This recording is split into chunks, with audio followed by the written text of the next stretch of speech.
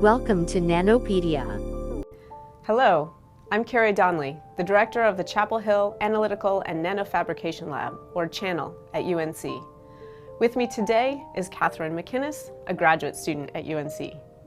In this section, we will show you how to image a sample with scanning electron microscopy, or SEM, and environmental scanning electron microscopy, or ESEM. I prepared our salt sample for imaging, and now I'm ready to look at it with the SEM. Welcome to the SEM lab. This is the SEM that we will be using today. It can operate in 3 different modes: high vacuum, low vacuum, and environmental SEM mode. We will image in all 3 modes today. Remember, the SEM operates under vacuum, so first I will vent the chamber to atmosphere and then load the sample. The sample stub has a small post that fits into the sample stage. A small set screw holds the sample in place. I'm also going to load a similar salt sample that hasn't been coated with any metal, so we can compare the effect of the metal coating on imaging. Most systems take just a minute or 2 before they are pumped down to a low enough pressure to start imaging. I'll start by imaging in high vacuum mode. This is the standard operating mode for most SEMs. The first thing to do when starting to image is to focus the electron beam on the sample. I will also adjust the stigmation to make sure that I'm imaging with a round beam of electrons and not an ellipse, and make sure my imaging conditions are optimized. Once these things are done, it is pretty easy to move around on the sample and zoom in or zoom out. The scale bar at the bottom right of the image lets me know how big the features in my sample are. These particles are on the order of hundreds of microns. This sample is traditional table salt, and you can see from this image I collected that it crystallizes into nice square crystals. Common table salt is sodium chloride, and its crystal structure is face-centered cubic, as shown here. It's easy to see how the arrangement of atoms in sodium chloride results in the small cubes that we see by SEM imaging. Now let's move to the uncoated salt crystals. This image of the uncoated salt shows some streaks and some bright and dark spots that don't quite look right. This is the charging effect that we discussed earlier. Because the sample is not conductive, it is building up a charge, and this makes it very difficult to image it properly with a charged beam of electrons.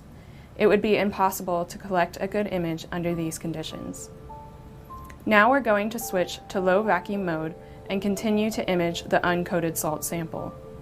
Remember that in low vacuum mode, we introduce some water vapor in the chamber that will help prevent charging.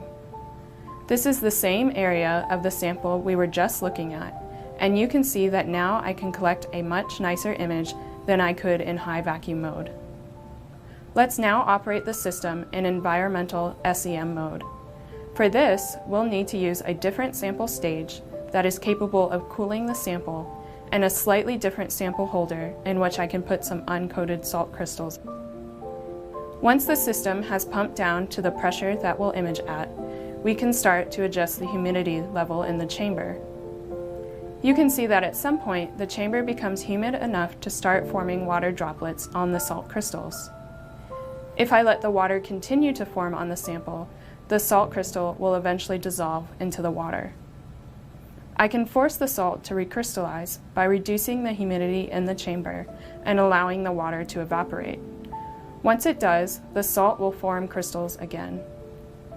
All of the imaging I've done so far has all been with a secondary electron detector. If I switch to the backscatter detector, it's clear that the contrast mechanism is different. These 2 images are of the same salt crystals, but with 2 different detectors. The one on the left is a typical secondary electron image showing the surface topology. The image on the right is a backscatter image, which shows more atomic number contrast. The salt crystals become relatively dark because sodium and chlorine have lower atomic numbers than the metal sample holder that they are sitting in. This image is also much flatter looking than the secondary electron image. Thank you for joining us for this demonstration of SEM and ESEM imaging. Today, we image coated and uncoated salt samples in high vacuum mode and saw charging on the uncoated sample.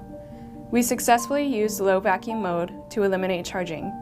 In ESEM mode, we increased the humidity enough to form water droplets that could dissolve the salt, and then decreased the humidity in the chamber and saw the salt recrystallize.